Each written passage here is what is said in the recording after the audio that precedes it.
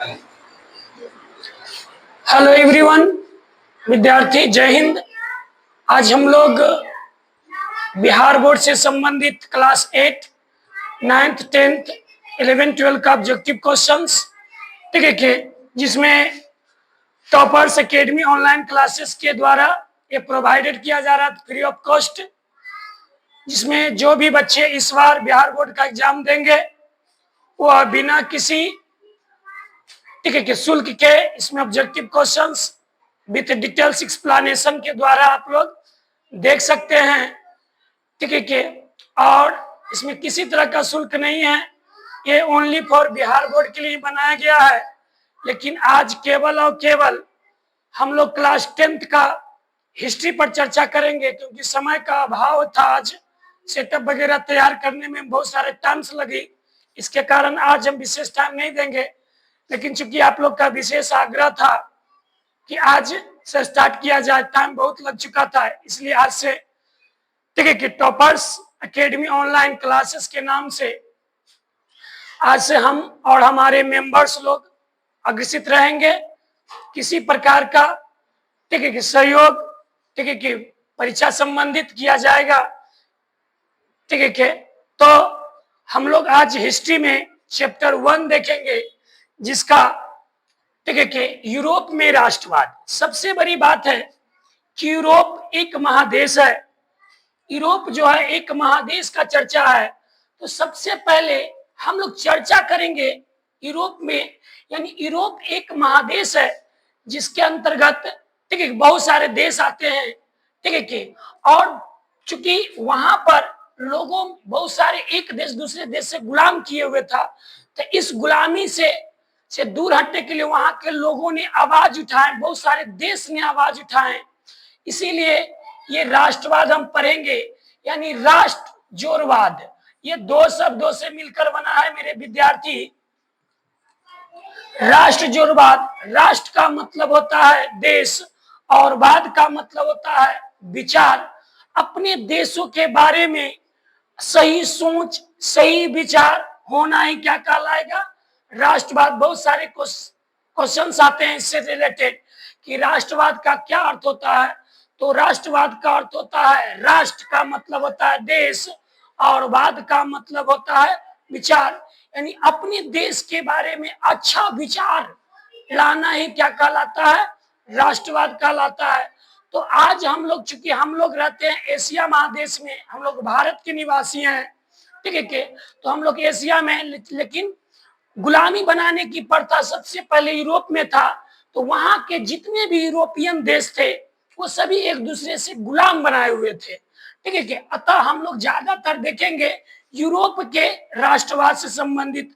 हमारा देश पहले एकता से बड़ा हुआ था, हमारा महादेश एकता में था। तो पहले जिस देश में ये राष्ट्रवाद हुआ उसी के बारे में पढ़ेंगे, इसीलिए हम लोग को देखना है यूरोप में राष्ट्रवाद। इसके बाद हम अपने देश के बारे में पढ़ेंगे, भारत देश के बारे में पढ़ेंगे। तो हम लोग चलते हैं इसके क्वेश्चंस की ओर। तो हम लोग का फर्स्ट क्वेश्चन है। फर्स्ट क्वेश्चन जानने से पहले हम लोग को जानना है कि यहाँ पर एक बहुत अच्छे हमारे प्यारे ठीक है सहयोगी भाइयों के लिए एक बहुत अच्छे पद उन्होंने लिखे हैं, अच्छे दिखने के लिए नहीं, अच्छे बनने के लिए जियो। लोग तो अच्छे तो बहुत सारे दिखते हैं, लेकिन दरअसल में वो अच्छे होते नहीं हैं। इसीलिए वो बहुत अच्छा स्लोगन डाले हैं कि अच्छा दिखने के लिए नहीं बनो, बल्कि अच्छा बनने के लिए जियो। क्योंकि ये चीज अच्छा बनना है, तभी हम अच्छे दिख सकते हैं। ठीक है, तो अच्छा बनिए, उसके बाद अच्छा ऑटोमेटिक दिखिएगा। इसीलिए कहा गया है अच्छा दिखने के लिए नहीं, बल्कि अच्छा बनने के लिए हमेशा जीना चाहिए। क्योंकि क्वालिटी है तो ऑटोमेटिक उसमें बहुत सारे गुण आते हैं, ऑटोमेटिक हम लोग अच्छा बन जाते हैं। तो सबसे बड़ी बात है, हम लोग अब क्वेश्चंस की ओर चलते हैं। तो सबसे पहले यहाँ पर फर्स्ट क्वेश्चन है, हम लोग फर्स्ट क्वेश्चन पर चर्चा करेंगे। लौह एवं रक्त नीति, लौह एवं रक्त नीति का जो आलंबन किए थे यानी लौ एवं रक्त नीति का जो अवलंबन किए थे वो किसने किया था? बहुत सारे इसमें क्वेश्चंस आप लोग जानते होंगे कि लौ एवं रक्त नीति में 4 ऑप्शन है। विद्यार्थी लोग हम जानते हैं कि आप लोग इसको रटे होंगे, लेकिन रटने से कुछ नहीं होती है। आज रटेंगे, कल दिमाग से उठेगा, इसीलिए हम लोग इसको समझेंगे। लौ एवं रक्त नीति, तो ऑप्शन है आपका बिस्मार्क है, मेजनी है, हिटलर है और ठीक है विलियम प्रथम है। तो सबसे पहले हम काम करेंगे, इस चारों में से ऑप्शन होगा बिस्मार्क। तो हम लोग इसको बिस्मार्क होगा इसका आंसर। तो सबसे पहले जानना कि आखिर बिस्मार्क क्यों होगा, इसको किस तरह से ट्रिक में। एक तो सिंपल विधि ये है कि लौ एवं रक्त नीति किसने चलाए, तो रट्टा मारना है, बिस्मार्क ने चलाए। लेकिन इसको समझना है, समझे कैसे?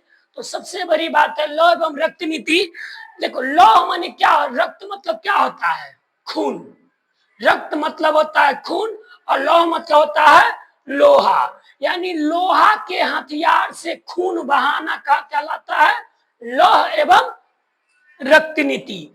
यानी लौह माने हो गया खून, रक्त मतलब हो गया खून और लौह मतलब हो गया लोहा। यानी लोहे से बनी वस्तुएं से ठीक है कि खून बहाना, ये कहलाता है लौह एवं रक्त नीति। तो सबसे पहले हम जानते हैं, देखो याद कैसे करना है कि लोहे से बने औजार रखते कौन है? जो थोड़ा सा क्रिमिनल प्रवृत्ति के लोग होते हैं। यानी क्रिमिनल प्रवृत्ति के जो लोग होंगे ठीक है कि वो विश्व में थोड़ा ज्यादा प्रसिद्ध होना चाहते हैं, क्योंकि आज लोग अच्छे कर्म कर रहे हैं उसको नहीं याद रखते हैं, हम लोग बुरे व्यक्ति को ज्यादा याद रखते हैं। क्यों?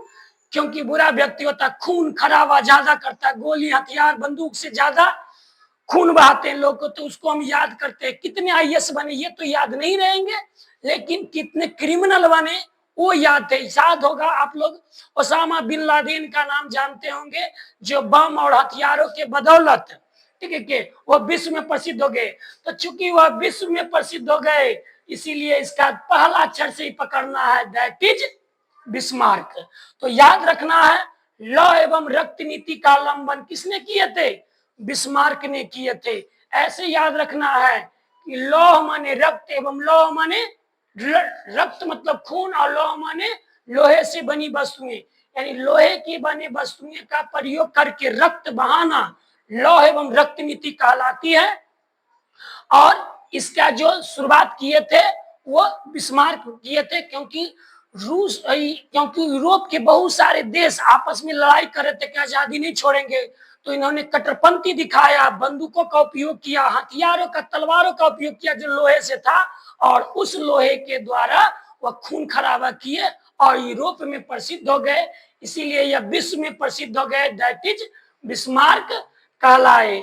हम लोग चलते हैं नेक्स्ट क्वेश्चन की ओर। तो नेक्स्ट क्वेश्चन है हम लोग के बीच, गैरीवाल्डी पेशे से क्या थे? नेक्स्ट क्वेश्चन हमारे बीच है। क्योंकि देखिए बहुत सुंदर बात है, ये आपका बिहार बोर्ड का पूछा हुआ क्वेश्चन है ठीक है। जो कंपार्टमेंटल, सी का मतलब होता है कंपार्टमेंटल और ए का मतलब होता है एनुअल। तो ये समझना है कि वार्षिक परीक्षा में ए रहेगा यहाँ पर, लेकिन कंपार्टमेंटल है मतलब ये बहुत सारे क्वेश्चंस आ चुके हैं, लेकिन ये चूंकि ये लिखा हुआ तो कंपार्ट, सी मतलब होता है कंपार्टमेंटल जिसको पूरक परीक्षा बोलते हैं, और ए लिखल रहेगा तो वो एनुअल परीक्षा होगा। चलते हैं हम लोग क्वेश्चंस की ओर ठीक है कि हम लोग उतने। तो गैरीवाल्डी पेशे से क्या थे? तो आप जानते होंगे कि अभी की दुनिया है जो 5G की दुनिया है, लोग एरोप्लेन से बहुत कम समय में पहुंचना चाहते हैं, लेकिन जिस समय वो गैरीवाल्डी थे ठीक है तो ये कहानी आज से 100-150 साल पहले की है ठीक है कि 200 साल पहले की है। और पहले गाड़ियां नहीं चलती थी, सबसे पहले लोग नाव से यात्रा करते थे। तो नाव से यात्रा कौन करते थे? क्या सिपाही नाव से यात्रा कर सकता है? जी नहीं। तो सबसे पहले जो नाव से यात्रा करते थे वो क्या कहलाते हैं? नाविक कहलाते हैं। तो गैरीवाल्डी पेशे से क्या थे? नाविक थे, क्योंकि ये नाव चलाते थे ठीक है कि, लेकिन इसमें देशों के प्रति प्रेम था आया, तो नाव चलाने के कारण ये क्या बन गए? नाविक बन गए। तो ऐसे याद रखना कि गैरीवाल्डी आज के तो व्यक्ति हैं नहीं, वो तो है आज से ठीक है कि 200 साल पहले। तो 200 साल पहले क्या चलता था? ठीक है कि नाव चलती थी, तो नाव से यात्रा होता था, तो जो नाव से यात्रा होगा वो क्या कहलाएगा? नाविक कहलाएगा। ठीक है कि चलते हैं नेक्स्ट की ओर। किसी प्रकार का यदि गलतियां हो या समझ में ना आवे तो आप कमेंट्स में हमारे कर सकते हैं। ठीक है कि और हम आपसे यही अनुरोध करेंगे कि अगर ऐसे ऐसे और भी वीडियोस देखना है तो टॉपर्स ऑनलाइन एकेडमी को सब्सक्राइब करेंगे। ठीक है कि ताकि जो भी पहले मैं वीडियो दूं वो आप पे पहुंचे। और किसी प्रकार का यदि क्वेश्चंस आपको समझ में नहीं आ रही है तो उसको क्वेश्चंस नंबर दे करके आप उसको हमें भेज सकते हैं कि सर ये क्वेश्चन को और डिटेल्स में समझाइए, ताकि मैं डिटेल्स में इसको और भी अच्छे ढंग से समझा सकूं। ठीक है के तो इस तरह से नेक्स्ट क्वेश्चन की ओर चलते हैं। जर्मन राइन राज्य का निर्माण किसने किया था? तो चूंकि आपको पता होगा कि जर्मन राइन राज्य के बारे में, ठीक है कि सबसे पहले जो अच्छा व्यक्ति था वो फ्रांस का एक राजकुमार था, जिन्होंने यूरोप की राज्य क्रांति में पूरा नींव हिला दिया, और वो व्यक्ति थे नेपोलियन बोनापार्ट।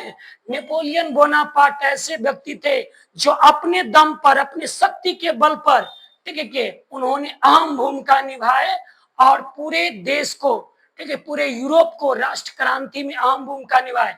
इन्होंने, ठीक है कि इन्होंने 1879 ईस्वी से लेकर के उन्होंने, ठीक है कि 1779 ईस्वी से लेकर के उन्होंने क्या किए, 1814 ईस्वी तक शासन किए थे। 1814 ईस्वी तक क्या किए थे?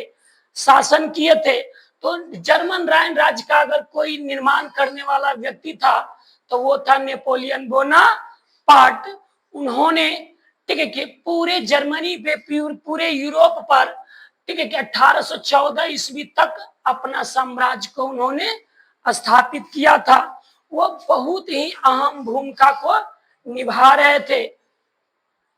इसीलिए सबसे ज्यादा अगर यूरोप की राष्ट्र क्रांति में भूमिका किसी का है तो वो है नेपोलियन बोनापार्ट का, क्योंकि इन्होंने बहुत ही महत्वपूर्ण भूमिका निभाए। अब जानना है नेक्स्ट क्वेश्चन। भैया अगर किन्हीं को दिक्कत हो मेरे भी प्यारे विद्यार्थियों, ठीक है के, तो चूंकि फर्स्ट क्लास है थोड़ा बहुत गलतियां होती हैं, चूंकि मैं एक इंसान हूं और इंसान में एक छवि होती है गलती करने का। जिन्होंने गलती ही नहीं किया उन्होंने सीखा ही नहीं, इसलिए गलती करिए लेकिन उसको सुधारना ही मनुष्यता है। गलती करना मनुष्य का स्वभाव है, उसे सुधारना मनुष्य की सबसे बड़ी पहचान है। ठीक है कि तो अगर गलतियां हो, चूंकि फर्स्ट क्लास से कैमरे के सामने आना, ठीक है कि ऑप्शन को संभालना थोड़ा दिक्कत है, तो सबसे पहले ये जानना है गलतियां हो बताइएगा। ठीक है, हेल्प है चूंकि आप कीजिए, मैं आपके लिए हमेशा तत्पर रहूंगा। चलते हैं अब नेक्स्ट क्वेश्चंस की ओर। गैरीबाल्डी पेशे से क्या थे? चूंकि वही रिपीट क्वेश्चंस हो गया तो आप जानते होंगे, आप खुद आप जवाब इसका दे सकते हैं। चूंकि गैरीबाल्डी जो थे वो वही थे, ठीक है कि जो आप जानते हैं, अभी जस्ट हम इसका आंसर बताए थे। गैरीबाल्डी पेशे से एक नाविक थे। हम जानते हैं कि आपने इसका पहले टिक कर लिया होगा, फिर भी चलते हैं नेक्स्ट क्वेश्चन की ओर। वियना कांग्रेस के द्वारा, ठीक, वियना कांग्रेस के द्वारा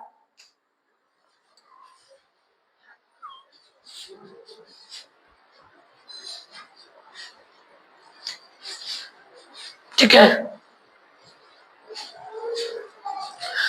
तो मेरे प्यारे विद्यार्थियों अब देखना है हम लोग को पांचवा क्वेश्चन जो है, पांचवा क्वेश्चन की ओर हम लोग ध्यान देंगे कि वियना कांग्रेस के द्वारा फ्रांस में किस शासन वंश की पुनर्स्थापना की गई थी? तो सबसे पहले, ठीक है कि इसमें ध्यान देना है कि वियना कांग्रेस के द्वारा फ्रांस में किस शासन वंश की, हम लोग क्वेश्चन को रिपीट करेंगे।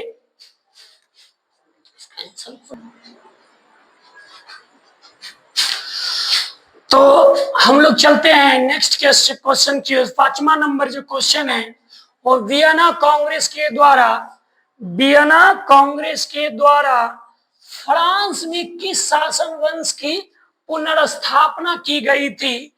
तो सबसे पहले ऑप्शंस है आपका, वियना कांग्रेस जो हुआ था वह 1814 ईस्वी में हुआ था, ठीक है, जिसका 15 में हुआ था, जिसका मेजबानी करने वाले व्यक्ति थे ऑस्ट्रिया के चांसलर, ठीक है। इसमें सबसे पहले बात है स्थापना जो हुआ था, तो ऑस्ट्रिया के चांसलर जो मेटरनिक था, ठीक है, जिन्होंने 1815 ईस्वी से लेकर के 1848 ईस्वी तक एक शासन नींव ने डाली है, एक शासन डाली है।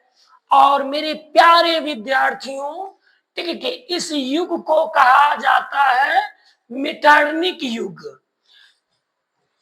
मेटरनिक युग कहा जाता है क्योंकि उन्होंने पूरे, ठीक है, फ्रांस में यानी पूरे यूरोप, लगभग यूरोप के राज देशों पर 1815 ईस्वी से लेकर के 1848 ईस्वी तक यानी 33 वर्षों तक उन्होंने एक शासन डाले थे। और वह जो वंश था वह बुर्बो राजवंश था, ठीक है। तो सबसे पहले यहाँ वंश छूट चुका है, तो सबसे पहले यहाँ पर उन्होंने वो जो मेटरनिक था वह किस वंश में था मेरे प्यारे विद्यार्थियों? बुर्बो राजवंश में था। तो याद रखना कि पूछेगा कि मेटरनिक किस वंश के था, तो ये करेंगे मेटरनिक युग कहां से चला, कितने वर्ष तक चला, तो 33 वर्ष। कब से कब तक चला, तो 1815 ईस्वी से लेकर के 1848 ईस्वी तक। हम लोग अब चलेंगे नेक्स्ट क्वेश्चंस की ओर। हमारा नेक्स्ट क्वेश्चंस देखना है कि बहुत ही टॉप क्वेश्चंस है, ठीक है। इसमें क्वेश्चंस ये है कि सन 1870 ईस्वी में फ्रांस और पर्सा के बीच 1870 ईस्वी में, कब? 1870 ईस्वी में कहा, कौन कौन देश? फ्रांस और पर्सा के बीच जो युद्ध हुआ था वह हुआ था सेडान का युद्ध। किसका युद्ध हुआ था? सेडान का युद्ध। उसके बाद तुम्हारा ऑप्शन है सेडोवा था, साइडजाइन था, फ्रैंकफर्ट था, ठीक है। तो सबसे पहले, ठीक है, तो सबसे पहले इसमें याद रखना है सेडान का युद्ध, ठीक है। तो मानना है इसमें 3-4 तरह से क्वेश्चन आते हैं कि सेडान का युद्ध कब हुआ था। तो सेडान का युद्ध हुआ था 1870 में हुआ था। कौन कौन देश भाग लिया था? फ्रांस और पर्सा भाग लिया था। इसमें विजेता कौन थे? तो फ्रांस विजेता थे, ठीक है। तो याद रखना, सॉरी वो फ्रांस नहीं, पर्सा जीता था, ये गलत है, ठीक है। फ्रांस हार गया था और विजेता कौन पाया था? पर्सा ने जीता था। तो याद रखना कि सेडान का युद्ध एक हुआ था सेडोवा का युद्ध। तो सेडोवा का युद्ध हुआ था 1864 में, ठीक है, फ्रांस और ऑस्ट्रिया के बीच, जिसमें ऑस्ट्रिया ही जीता था।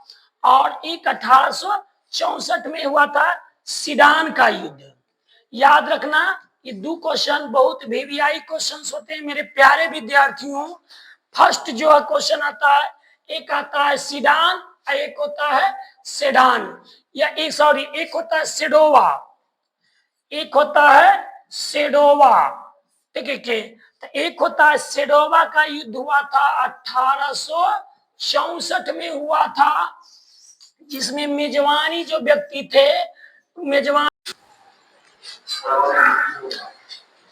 हाँ तो देखना है मेरे प्यारे विद्यार्थियों, ठीक है, कि सन 1870 में जो फ्रांस और पर्सा के बीच जो युद्ध हुआ था वह सेडान का युद्ध कहलाता है।